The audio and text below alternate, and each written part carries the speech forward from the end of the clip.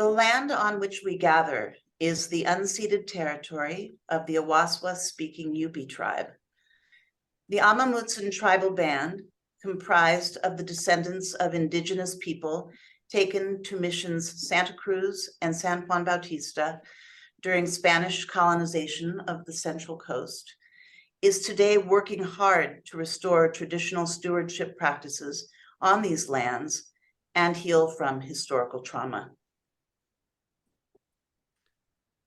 Thank you, Abigail. And welcome everyone. I'm seeing the number of attendees going up and up. So I think people are just joining now, and so I think I'll wait another few minutes before we begin.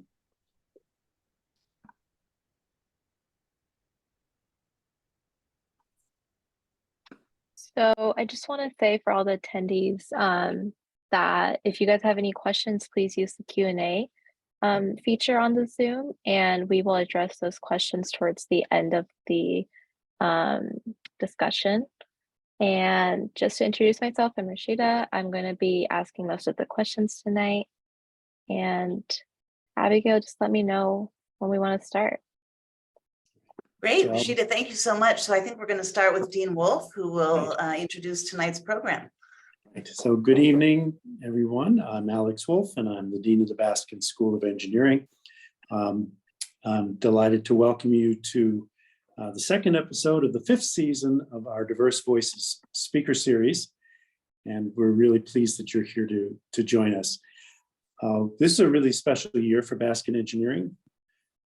We are celebrating our 25th anniversary of the naming of the Jack Baskin School of Engineering. This is UCSC's only professional school, first and only professional school at this point. We have a very vibrant and exciting educational and research mission on this campus. And part of that mission is speaking to our community about the work that we do and inviting guests who can help us think about the work that we do. That's why we've invited Shellye here. So I've been asked to introduce Shellye. I'm very pleased to do that. But before I do, I want to invite and remind the audience to switch channels immediately after our Diverse Voices event here and tune into the UC Santa Cruz Martin Luther King Jr. convocation. Starts at the top of the next hour.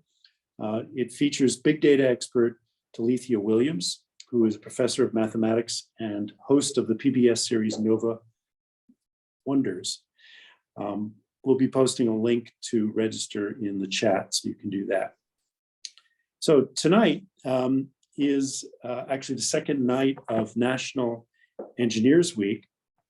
And it's my great pleasure as part of our celebration of National Engineers Week to introduce Shellye Archambeau, the former CEO of MetricStream. Reid Hoffman, co-founder and former executive chair of LinkedIn, among other things, describes her as the woman who pulled off the most incredible Silicon Valley turnaround you've never heard of. Shellye currently sits on the boards of Verizon, Roper Technologies, and Okta. She advises Arizona State University, Forbes Ignite, as well as a number of growing startups. Shellye was named the second most influential African-American in IT by Business Insider. She was ranked one of the 100 most influential business leaders in America by Newsmax, and that same year received the NC Witt Simons Innovator Award from the National Center for Women in Information Technology, commonly called NC Witt. NC Witt is a very important organization that's based at the University of Colorado. She is regularly named on Who's Who's lists in technology and is the protagonist of the Harvard Business School case study, Becoming a CEO. Shellye is the author of Unapologetically Ambitious: Take Risks, Break Barriers, and Create Success on Your Own Terms. A book that'll inspire you and provide the tools to enable you to fight the battles, make the trade-offs, and create the life you want. We'll be hearing more about the book this evening from Shellye. Finally, in her spare time, she is a Forbes contributor, runs a gourmet dinner club, sounds really interesting right now, actually, and writes a blog that provides career advice, insight, and other mussings from her career. And you can find that at SHELLYE, Shellye.com. Okay, and you've met Rashida Gueragade. We'll be posing some questions for Shellye. Rashida is a second-year student majoring in computer science and in technology information management. She hopes to work in the tech industry after graduation. Also joining us is Abigail Khan, one of the organizers of the Diverse Voices series. Abigail is an educator and administrator and serves as my executive advisor. So please join me in welcoming Shellye to UCSC and the Baskin School of Engineering. And Rashida, I will let you take it away. Thank you. Just another reminder, please use the Q&A feature on Zoom if you have any questions. And today I will be asking the questions to Shellye and kind of be going back and forth. So we can start off with the first question about your most recent book. Can you talk about what inspired you to write Unapologetically Ambitious? And as you were writing it, who was the audience that you had in mind? Yes. Well, first of all, thank you very much for having me, and thank you for that warm introduction, Dean. I will tell you that I decided a long time ago that I was going to write this book because I've tried throughout my career to be very accessible. When people reached out to me to pick my brain, get coffee, hear my story, I always tried to get together with people. But as I took on more and more responsibility in my career, I found I didn't have time to actually meet. I would still respond, and in fact, I still do. Emails, LinkedIn, whatever, I will respond.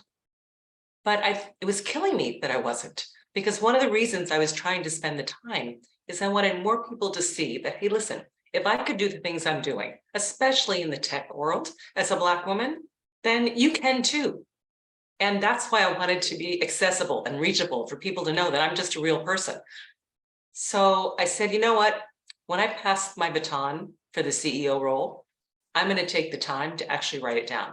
I'm going to write down what worked, what in essence made Shellye Shellye, and the things that I learned, the things that worked, things that didn't, tools, hacks, all kinds of things to basically help others improve their odds to get what they want. Because at the end of the day, your life, and when I say life, I mean business life, personal life, community life, what you make of your life, you can really determine. But you've got to work on the odds because the odds aren't in our favor many times. So that's what this was all about. So I wrote the book to be able to help people figure out what they need to do to achieve the aspirations they have in life. That's wonderful. Thank you so much for that brief introduction. The next question we have is, it's clear that from your book that family is very important to you and that you have been blessed with a very tight-knit and supportive family. I'd like to talk about your parents a bit. You describe them as having modest means, but also high ambitions. How have they helped you shape your life? They've been extremely instrumental. And it really started from a young age. So we grew up in modest means, yes, but I grew up in a pretty challenged environment. When I was in elementary school, right, middle school, it was the 60s, early 70s. And at that time in the US, civil rights was all the focus. And for as many people that felt there should be civil rights, you had just as many that didn't. And my father didn't have a college degree, so he moved around a lot. I lived in 7 states before I got to high school. So I was always that new kid on the block, and they tried to move to areas that had the best school districts, which therefore typically meant I was one of the only, if not the only, Black girl running around. So the world let me know. I was bullied, I was beat up. I mean, it's awful. So you come home and things happen and you say, Mom, it's not fair, right? I got tripped on the playground or somebody pushed me or I got, whatever it is, not fair. And my mother, instead of just taking me and putting me in a little hug and patting my back and saying, it's okay, it'll be fine. She didn't. She just looked at me and say, you're right, Shellye. life's not fair. I was like, what? What do you mean life's not fair? I mean, you're a kid, right? You get a turn, I get a turn. You get a lollipop, I get a lollipop. Life is supposed to be fair. No, my parents, right from the beginning, life is not fair. Don't go looking for fairness. It's not. So what are you going to do about it? And you couple that with their other message, which was you can't control what people say to you because they'd say some awful things. You can't control what people do to you, likewise, but you can control how you respond. So don't let them win. And their whole notion of don't let them win is if you let them affect how you feel about yourself or what you choose to do, then you've let them win. So don't let them win. So the combination of life's not fair and don't let them win, and knowing the odds aren't in my favor, completely shaped how I approach life. Because I knew if I just did what everybody else did and kind of floated along and hoped somebody kind of picked me, chose me, promoted me, whatever, that wasn't going to happen. So I had to be intentional and be strategic about the things that I did. So it caused me at an early age to set goals and really put plans and strategies in place for how do I make things happen. So at every step of the way, I could improve my odds. So they really gave me the foundation that led to, in essence, the way I approached my entire life. Shellye, can I jump in and just say, I thought that was so interesting what you said about you can't control what they say, you can't control what you do, but you can control how you respond. And can you just add a couple of sentences to that with advice on, it's hard, especially for our young audience members who are, soon entering the workforce, probably feeling quite insecure. What are some tips to controlling how you respond to what's going on, what's said to you? Good. No, great question. Probably the tool that I use the most is one of reframing. And trust me, it doesn't work right in the beginning. All right. So it's something you have to work on in practice. So now it just comes. But let me give you an example. People will say things to you. For instance, the fact that I'm Black or the fact that I'm a woman. I mean, even to this day, right? I'm here. I am. You heard my background. I sit on the board of Verizon. I had somebody not too long ago say, "Oh, you serve on the board of Verizon. It's great that they're focused on diversity." Now, what do you think they meant by that? All right. They were trying to make me feel less than, like, oh, the reason I'm on the board is because I'm diverse and they need a slot. So that's your slot, right? That's what they were trying to imply by that statement. So I could assume that that's what they meant and therefore feel bad about myself because maybe I didn't earn my spot. Maybe it was given to me, right? The hell I can do it. No, I reframe it. When they say something like that, what I think internally is, you poor person, are you so insecure with your life that you're trying to say something to hurt me and make me feel bad, right? I feel so sorry for you. That's how I reframe it. Yeah. So when people say things, right, they don't remember this. This is a key message. They don't know you. Right. Full stop. They do not know you. So they have no right to lay a judgment on you. And therefore you have no reason to accept that judgment. Right? That's the key. They don't know you. So when they say things, they do things, realize they don't know what they're talking about, right? Just reframe it, push it off. They have no idea who you are, what drives you, what motivates you, and what you're capable of. So don't take it personally. It's not. It's their issue. It's not yours. Yeah, that's really helpful. Thank you. Yeah, Rashida. Thank you. That was some great advice. But to look more into your book, the foreword of your book is written by Ben Horowitz, a former CEO you worked with. He tells the story of your decision to take over Zaplat when he thought that was a bad idea. Did he get it right? Were you looking for the ultimate leadership challenge?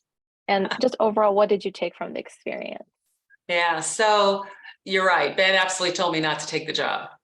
And I thought he was telling me not to take the job because he didn't think I could do it. I thought I could do it. I knew it was high risk. Now, did I take it because I thought it was the ultimate challenge?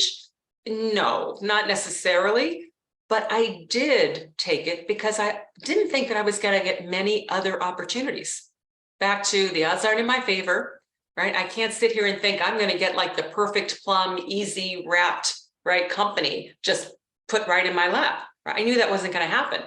So I saw this one as having enough potential, yes, some problems, but enough potential that I thought I could really give it a go. And I'd done a number of things to try to mitigate the risk of what I was stepping into. So when you talk about how did it work out? Well, the problems were a whole lot worse than I realized. So it was a lot of hard work, but I will tell you, I ultimately ran that company for 15 years. You know, we turned it around from something that was very broken and quite a mess into something that became a global market leader. And, you know, with thousands of customers and employees and the whole bit. So when you think about that, how did it work out? It worked out fine. Did I go through some really hard times? Absolutely. Did I learn a ton? Yes. Right? So am I sorry I took the job? I'm not. I'm not. That's great to hear. Okay, well, next question. We would like to talk about intersectionality a bit. You are not only one of the few African American CEOs, you are one of the few female identifying CEOs. How did your intersectionality as both a Black executive and a female executive affect the opportunities that you have made for yourself and the success that you've been able to achieve? And if you were starting over today, would you do anything differently? Okay. So remind me if I don't address the last piece. Let me talk about the first piece. It's hard to know at times whether what I'm dealing with is because I'm Black or because I'm a female, right? Identifying female. It's hard to know.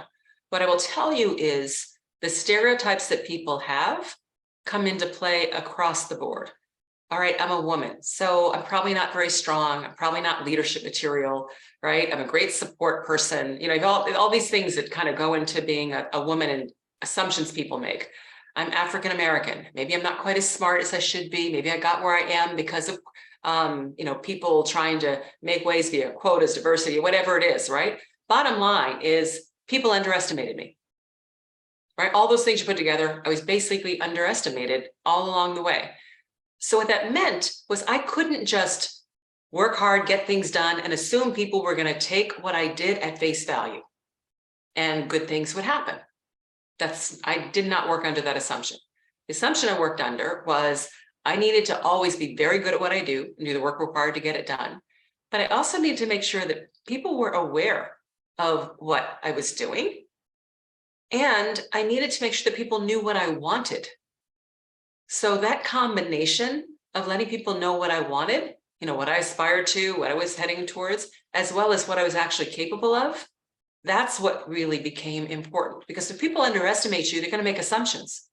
And if you're not doing anything to address those assumptions, then you're never going to get out of the box that they have you in. Now, when you say, would I do anything differently? Here's where I have a hard time answering that question. Because I do believe that whatever happens leads to the next thing that happens. And that if I changed anything in my life, I'd not be where I am today. I might be in a better place, I might be in a worse place, but I wouldn't be where I am. And frankly, I'm overall happy with my life. And that does not mean that I did not have hardship and that I did not have tragedies, that I did not, it doesn't mean any of that. I had a lot of that, right? But going through it, learning from it, dealing with it, I think has made me who I am today. And that's why I wouldn't change it. Because if I smoothed out all those hard times, rough times, tragic times, the whole bit, I just don't believe that I'd be where I am.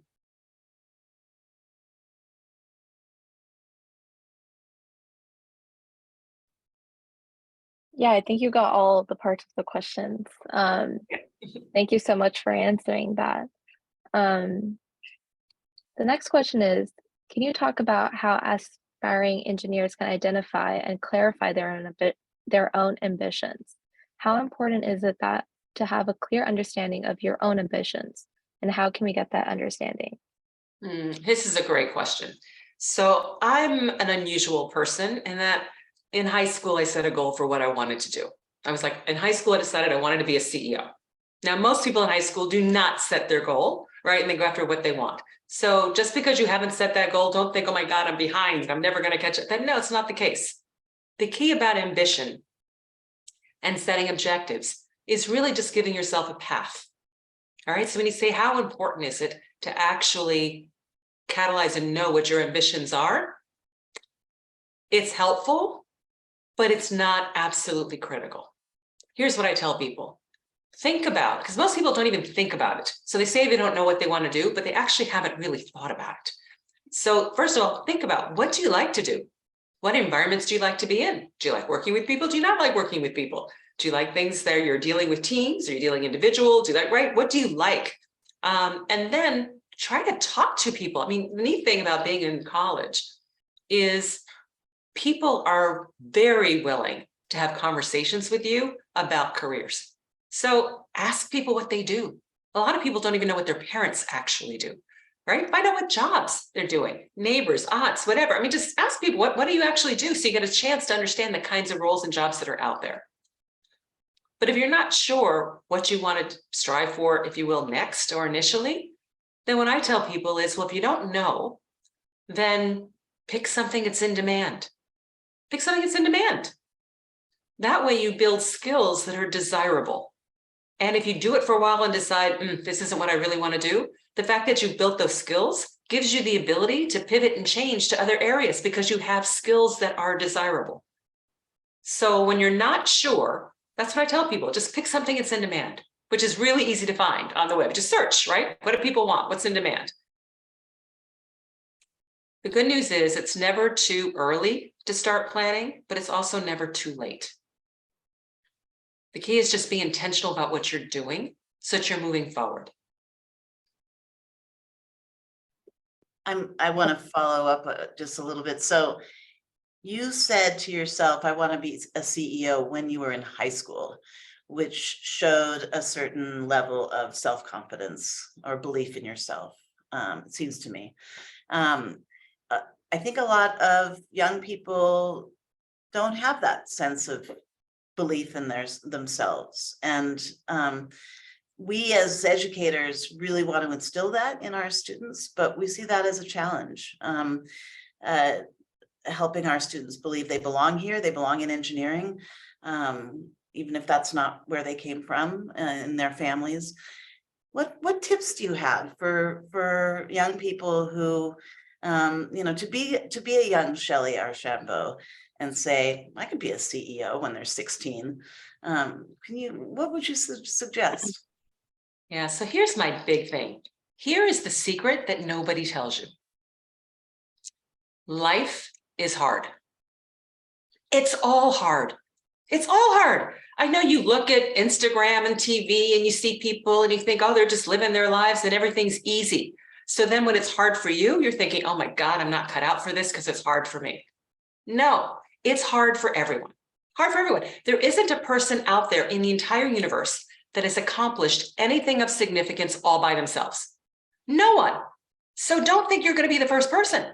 Okay? The key is to take help along the way. Take help. That is my biggest, what should I say, my biggest contribution to my success. Maybe second biggest. First one was the husband I chose. But the second one was absolutely asking for help. Because what I found is if you ask for help in the right way, most people are absolutely willing to help. So don't sit there and struggle with something for longer than you need to. Once you realize, oh my gosh, I'm struggling, I don't quite get this, or I'm not quite sure, or whatever, go get help. Go ask somebody. It's okay. Absolutely okay. Asking for help is a strength. Got that? A strength, not a weakness. So when you ask me, how do you get the confidence or where do you build? The answer is, did I have confidence? I guess I did because I just picked it. But I will tell you at the same time, I had imposter syndrome and I was always thinking, oh my God, one day they're going to figure out that I don't belong and I'm not really part of what, I don't act like everybody else. I don't know as much as they think they know. I'm not that smart. I mean, all those things always swirled through my head. They still do from time to time, which is totally ridiculous. All right. So when you're feeling those things, when you're feeling a little insecure, when you're feeling like you're over your head, trust me, you're in wonderful company. Most people feel that way at different times. Just get some help. Go ask somebody, but keep pushing. There isn't anything that you can't do if you set your mind to it, because think about it. If you really think about it, you always ultimately figure out what it is that you need to figure out. What happens though is it just takes you a whole lot longer than it needs to. And that's when you get behind. So don't let it take so long. When you realize you're struggling, go ask so you can shorten that time lane. That's great. Thank you so much for that. Thanks. Rashida. Yeah, no, that was amazing. And it's definitely something that I feel like a lot of college kids need to hear and apply after their graduation and when they enter the workforce. But I kind of had a question following the one before about the ambitions, about how you kind of talk about like, if you're stuck, you should choose what's in demand, and kind of, build your tools and what people need the most in the workforce. I guess my question for you is, I feel like tech is in every industry in today's world, in every industry possible. And I feel like navigating which type of industry you want to enter in after graduation is kind of confusing and hard to navigate that. What's your advice for students who are trying to figure out what industry they want to join and apply their knowledge in, because computer science and engineering is such a broad degree and it can be applied anywhere. So just what's your advice on that? So great question. And I'll give you the advice that I was given. Pick industries that are growing. Pick industries that are growing, because growing industries have companies that are growing, and companies that are growing never have enough resources. They just don't. And so what happens is if you're good at what you do, you'll have opportunities to take on more responsibility faster. So it's not hard to find what industries are growing. You just do a quick search, right? You can get year-over-year growth rates for any industry that's out there. So go pick industries that are growing. And you're absolutely right. I firmly believe that every company out there is a tech company. They just may not realize it yet. Because technology is the underpinnings for how you service your customers, operate efficiently, and understand the market. So it's all tech. And that's what's beautiful about being in engineering, is you can go do anything. And it's also, I'm sure, what feels daunting to you because, oh my God, I can do anything. So what do? I have too many choices. It's a whole lot easier if you just had two and you had to pick one, right? So what I'm telling you is narrow it down. Go pick industries that are growing. Then in those industries, go look at companies that are growing and target those. And again, if you decide, you know what, you end up in, I'm going to make it up. Let's say you end up in financial services and you get into it and think, I don't really care for financial services. That's okay. You've got a lot of years to work. Now you've gotten skills, you've gotten experience, and you can parlay that into another industry. Yeah, definitely. Thank you so much for answering that question. Let's move on to the next question we have, which is, one of the chapters in your book is entitled Forget About Work-Life Balance. Can you talk about that? And you say that holding balance as the standard for success, we're bound to feel like we're failing. What is a better way to think about how our work or school for the students among us fits into our life? Yeah, this one is a real pet peeve of mine. So what is a balance? You guys are engineering students. What's a balance? A balance is a fixed structure, right? With two weights on each side that are even at all times, right? That's a balance. A balance is static. Whose life is static? Whose? I want to find the person on this planet that has a static life, not one. All kinds of things happening. For students, I mean, 1 week you've got 3 exams, 2 papers due, right? The next week you've got maybe a friend's, partying, you've got this, you've got that. I mean, your life is doing this. And while your life is doing this, you're supposed to be holding something in balance, constantly. And if you don't, then you're not succeeding. That's why I don't like it, because it makes no sense. You are living a life, one life. I wear a lot of different hats, but guess what? Whether it's work, whether it's family, whether it's community, right? Whether it's board work, whether it's whatever it might be, one head, one person, one life. So therefore, I need to make decisions for my life. So I take my personal priorities, my professional priorities, I put those things together, and then I reprioritize ruthlessly, so that I get done what has to get done in my life. I don't sit there and say, well, I spent 2 hours on my work, so I need 2 hours on personal, and then I need 1 hour here that I got. I mean, it's crazy, absolutely crazy. You need to integrate it. You are living a life, and life comprises of all those things: work, family, community, might be your church and what you practice, right? There's all kinds of things. Health, I mean, all that makes up your life. So that's why I don't like work-life balance. I believe it's important to integrate your life. Do what you need to do to get the priorities done. And then things that you don't get to, either find somebody else to do them or learn to live with it. Yeah, I mean, I feel like we hear that term a lot, in It's everywhere. everyone. Yeah. I guess the follow-up question is, we hear a lot of companies or work environments that are known to not have work-life balance, and you hear that tossed around a lot within conversations. How do you navigate that and making choices if that's like an option that you might have in your life? And choosing that or not choosing that. Yeah. Yeah. The key is figuring out what it is that you need. And I'll be candid, when you start out the workforce, you probably don't know what you need. And like I said, you're going to have a number of jobs. So it's okay to try things and figure out what works and what doesn't work.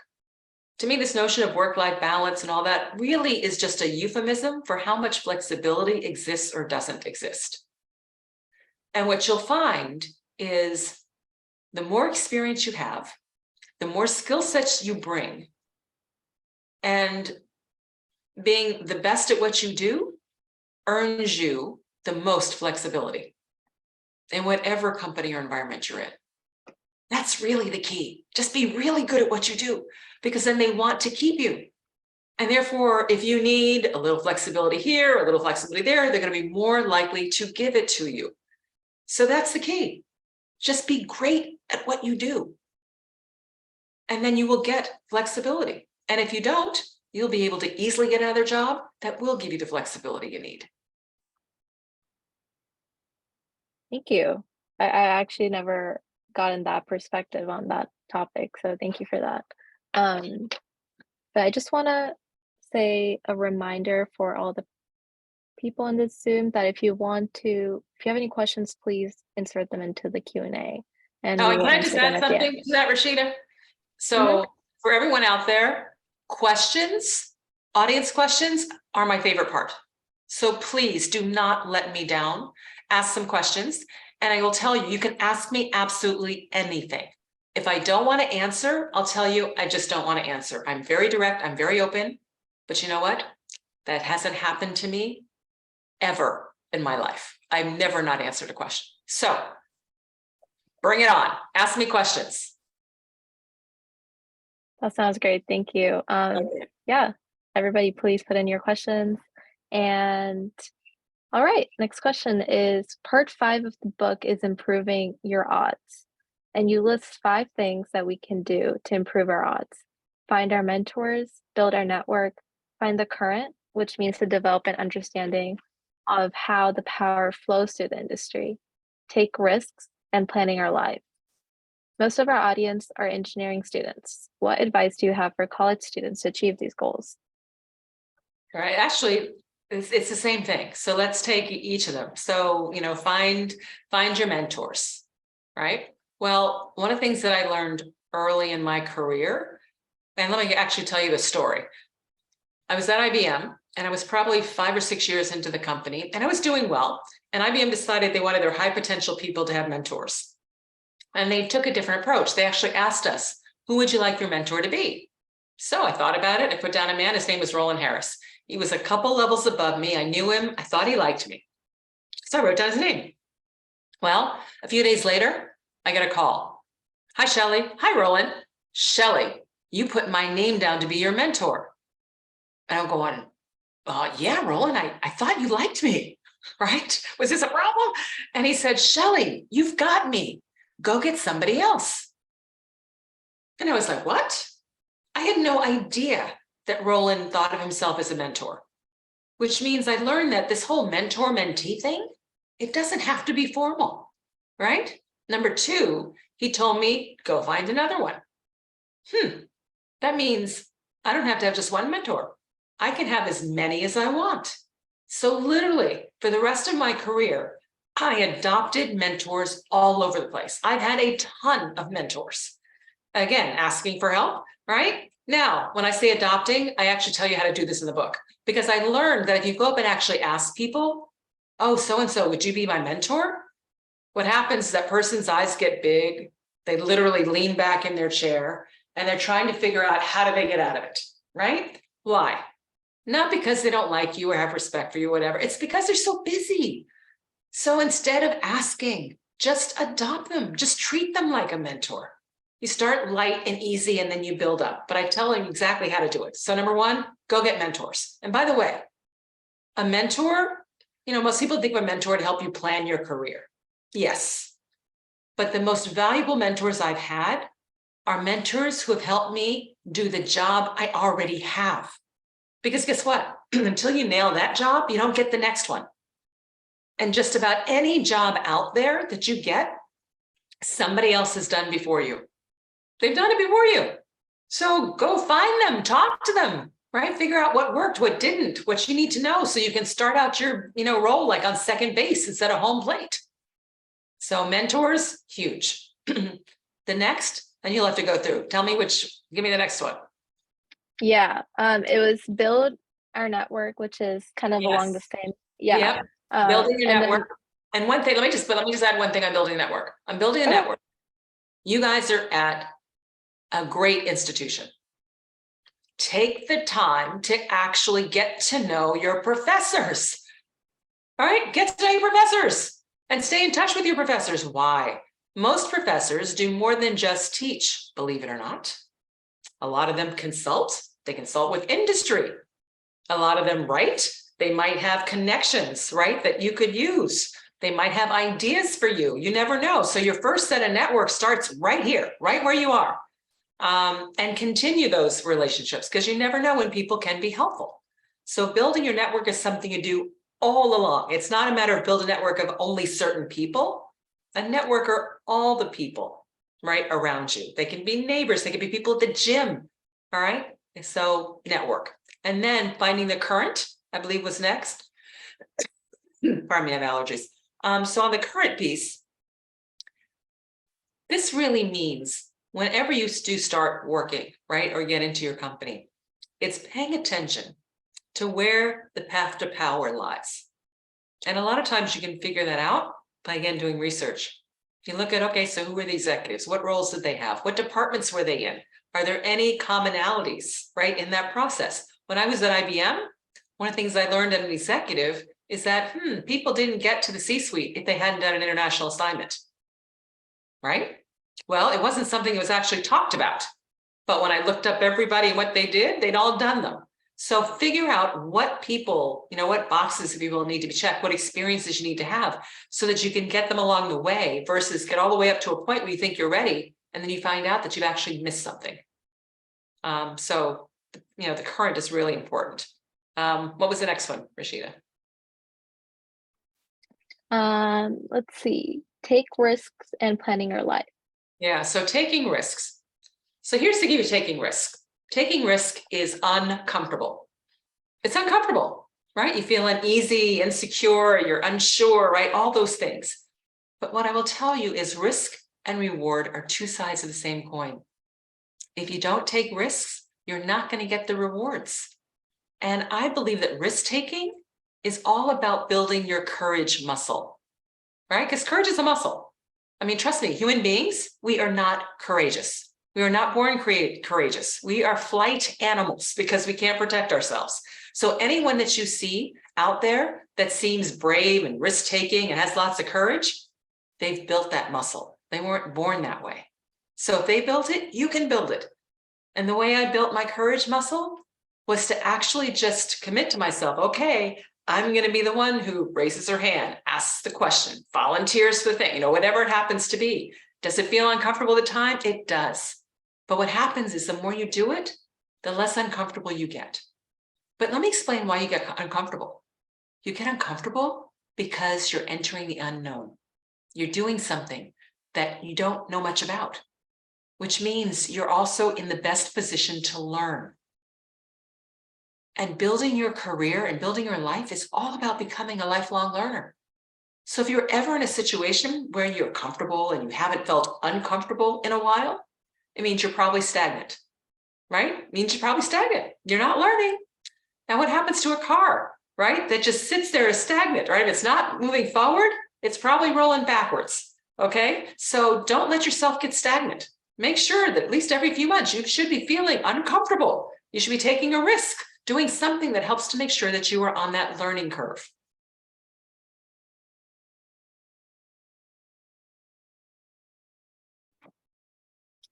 Thank you so much for answering that question. I think you covered all of the points of that question. So thank you so much. But I think we're going to move into some of the audience members' questions. We are getting Perfect. we're getting quite a few questions, so I'm sure you're excited. All right, yeah, let's go. Yep. Okay. So the first question is, I've been working in technology or in the technology field for a few decades. I've observed my particular field, software development, is more driven by passion, but then objective facts. I don't know if that's the right spelling, but how do we equip people working in tech who may feel like outsiders to buck against trends trends in tech? Okay, I want to make sure I understand the question. I don't think for a few decades I've observed my particular field software. Yeah. I think you can see the question too, right? Yeah, I'm just looking it up. That objective. Okay. How can we work to feel like outsiders to buck trends and fashion and track? I'm not sure what fashion is, but so I think what the key is here goes back to understanding, what the requirements are. What's expected of you, right? So that you can make sure you make things objective, even if it appears that they're not. Because at the end of the day, the company actually needs to achieve the results they have in place. So if you can indeed define what you're doing and make sure that it is actually aligned with what the company is trying to get done, and you communicate and share that, right? That's the best way to make sure that people understand what it is that you're capable of, and what it is that you're doing. So I hope that helps. If you're feeling like an outsider and people are thinking differently, then work on how you communicate, why you believe the way you're approaching things is actually better. Yeah, I think that answers the question. And then the second question is, what was your first board experience and how did it happen? So I was probably in my early 30s when I realized, oh, there's something called a board of directors, and the board of directors hires and fires the CEO. I want that job. So I put that on my list. And then but I didn't know how you got that job. So I did the research. Listen, I'm a big believer. I call it homework. I do homework to this day. Homework just means you're getting the information you need to be prepared. So homework. Who are the board members? What were their backgrounds, right? What do boards look for? What are the skill sets? What's required? So I did all this work and I learned a couple things. One, the good news is they like people who run businesses. So that was check. I was planning to be a CEO, so that works. Two, they like people who have board experience. And I was like, well, that's a catch-22. How do you get the board experience if you want people who have experience? So I decided then and there that I needed to get a board seat early in my career so that I could build experience. And that way, when I was ready to do more board service, I'd have all the experience necessary to compete for the boards that I was interested in. So I got my CEO job, I was 40 and I needed a couple of years to get my arms around the company. And then I did what I tell people to do. I told everybody I was interested in serving on a board. Here's what I could bring to a board. Here's the kind of company I'm interested in. And I just put the word out there. I believe you tell the universe what you want so the universe can help you. But you have to tell it in the right way. I couldn't just say, I want a board seat. That's not going to work, right? Instead, I had to say, I'm interested in serving on a board. I bring technology background, international business, and transformation. That's the value I can add. Now people have something to work with, right? So anyway, that's what I did. And I got my first board seat at 43. The company was Arbitron. They were a media ratings company, and I was on that board for 7 years before it was purchased by Nielsen company. So it's a public board, but that was my board story. Thank you. I guess I just have a follow-up question for that one. And what was your first position entering into the workforce after your education? Oh, it was sales. And I'm glad you asked me that question, because it was not obvious. Meaning, I was coming out of Wharton. People coming out of Wharton go off to be investment bankers, international financial analysts, Procter & Gamble product managers, right? I mean, all these sexy, cool, great things. And I'm going to go sell computers? What? Am I wasting my degree? What in the heck? But why did I do that? I did it because I was in tech. I mean, that was where I was planning to go, was tech. I picked IBM because at the time, this is the early 80s, they were the behemoth in tech. So I said, okay, I'll join IBM and I'll become CEO of IBM. Right? Audacious and everything. Well, oops, did I lose everybody? I'll keep talking. Well, what happened was, in doing the research, every single CEO started out in sales. So I didn't know why, but I figured that was the path to power. So that's why I started out in sales. Thank you, Shellye. I think we have a little technical difficulties, but the next question is, what is your advice for dealing with failure and staying motivated when things get difficult? This is a great question. Let me tell you another story. I was early in my career selling, right? I was in sales, and I had sold this big deal to Rite Aid. Rite Aid is a big drugstore chain at the time, and they were going to buy IBM point of sale devices, all the computer equipment to support that in the back office, all the networking equipment. I mean, this was a tens of millions of dollar deal that was going to happen over the course of about a 5-year rollout. I was a hero. Everybody was coming in to meet with the customers, you know, the executives from corporate were flying in. This is great. I'm going to not only exceed my quota, but my boss is going to exceed his quota and his boss. I mean, everybody's all excited until the CEO of Rite Aid calls me into his office and says, Shellye, we've changed our minds. We've decided, since we're going to spend so much money on point of sale, we're just going to invest in a point of sale company instead of buying it from IBM. Wow. Oh my God, what? So now I have to go back and tell everybody that this deal that I was such a star to win was gone. Oh my God, it was awful. I mean, at the company, people were treating me like somebody had died. Oh, Shellye, I heard, right? Oh my God, I'm so sorry. I was doing loss reviews, taking calls. What did I screw up? I mean, all this, it was awful. Well, I come home from work probably 3 days after it happened. And my late husband says to me, well, Shellye, how was your day? And I'm like, how do you think my day was? I mean, oh my God, it's all about Rite Aid and blah, blah, blah, blah, blah. And he looks at me and he says, Shellye, that happened 3 days ago. The mourning period is over. And I'm like, what? He said, you are the same person you were 3 days ago. You haven't changed. The only thing that happened is you lost a deal. So go find another one. Wow. That was so powerful to me because he's right? A failure only defines you if you don't learn from it and move forward. Otherwise, a failure is just a learning. It's just a learning. It doesn't define who you are unless you let it. So I took that practice all the way through. Now, does that mean it feels good when you fail? No, it feels like crap. Okay. But just understand that's all part of it. That is just all part of it. And it doesn't define you. Just learn from it so that you don't make that mistake, right? Again. That's very powerful.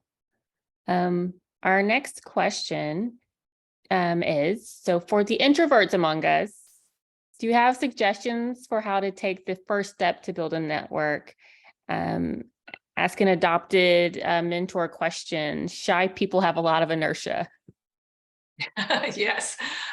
So if you're shy, right? Building a network. You try to do it where you are most comfortable. Because even shy people, typically in certain environments, they are actually more comfortable. Maybe because they've been involved in it longer, right, et cetera. But practice your opening question. So if you're shy and you end up going to functions or events and you just don't speak up very much unless somebody's come to you, practice an opening question. And an opening question, it doesn't have to be, hi, how are you? I'm so-and-so, what do you do? It doesn't have to be that. You can, I call it come in through the back door, meaning at a lot of events, people are eating or drinking or whatever, right? Fine, go up to the buffet table. There will be people at the buffet table. And whoever is standing, walk up next to somebody who's grabbing something, right? And you can make a comment about what they're taking, right? You can use what's happening in the environment to actually talk about. So if they're grabbing the shrimp, you can say, oh, the shrimp does look good, doesn't it? Right? A really simple thing. You don't really ask questions, so you haven't put yourself out there. If they don't respond, it's okay. But if they do respond, then it gives you an opening, right? They'll say, yeah, it does look good. And you say, yep, I think I'm going to try one. By the way, my name is Shellye. Right? So you can come in through the back door instead of the front door, right? If you're more comfortable doing that. But the key is to practice the technique you want to use so that when you use it, you don't have to think of how to do it at the moment, because what happens is you think, and then the moment's gone. Practice some options and then use those. Hope that helps. Yes, that's wonderful. I have another question that asks, do you think students starting their first job should look for an in-person or remote workplace? So I have a bias, and my bias is when you're starting out to start with an in-person role. And the reason that's my bias is because half of what you learn when you're first starting your career, you're going to learn from observing other people. It's not like you get the job and you get a job that says do steps 1 through 30. And when steps 1 through 30 are done, right, then you're off to do the next thing. Those aren't the kind of jobs you're going after. So being in an environment where you can actually see how other people work, how they communicate, how people behave and what's expected, how the culture works, tends to enable you to jumpstart faster. So I'm not saying never do a remote job, right? That's not what I'm saying at all. But I do think there's a lot of benefits when you're first starting out to actually having the opportunity to interact with people because you can actually observe. That makes total sense. So we have a really timely question. The question is, I thought I had my dream job, but I was laid off last month. Any advice for how to turn this into a positive and get that next job?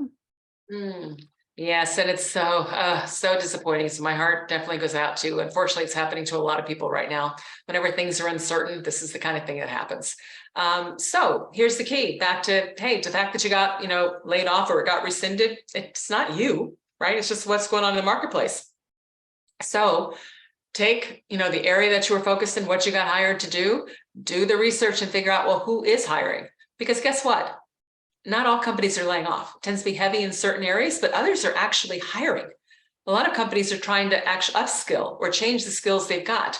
So hiring is absolutely going on.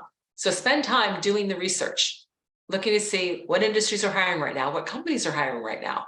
And you can tell whether it's through LinkedIn or it's through searches on the web, what have you, and then apply there, right? Go where there's already demand. Thank you for that. So we have another question that says, as a psychology major, how do you find technology and psychology intersecting? How could I, as a psychology major, find myself being successful in the globalization of tech and business? So I think of psychology as really giving insights on what motivates people, what drives people, how do they behave, and how do they interact with each other, et cetera. And when you think about the workplace, that's what the workplace is all about. One of the things I used to say as CEO, I felt like my #1 job was just getting people to play well in the sandbox. So having a psychology major actually gives you really good insights to how organizations work and come together, et cetera. So there might be roles in anything from, HR, but there could also be roles around product for certain companies and product development.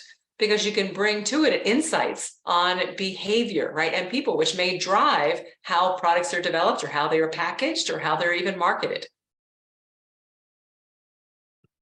Thank you for that. So we have another question. It says, please complete this statement. If I could go back in time, I'd tell my younger self blank. So if I could go back in time, I'd tell my younger self not to take myself so seriously.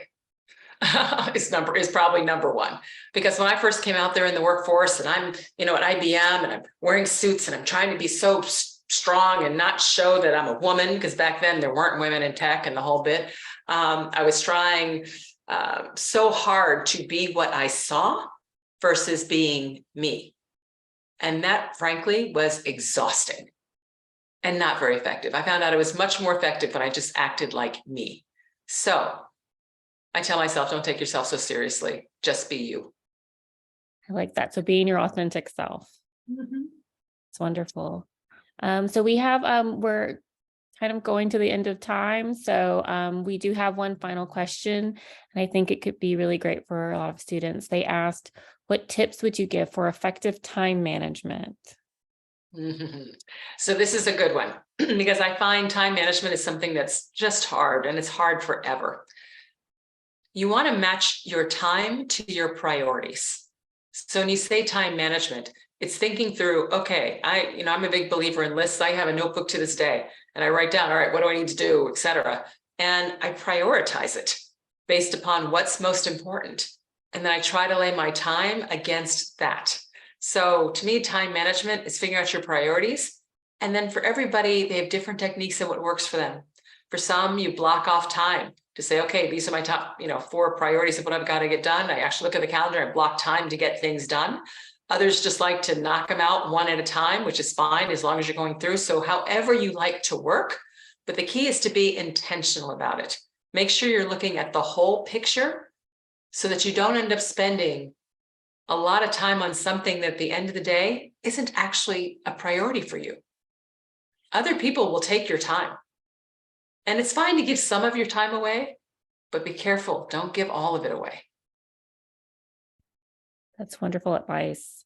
And I have one last question. I'm sorry, we did have another one that came in. So I Okay. wanted to ask, how can you be a successful mentee? This is a great question, because I will tell you, most people are terrible mentees.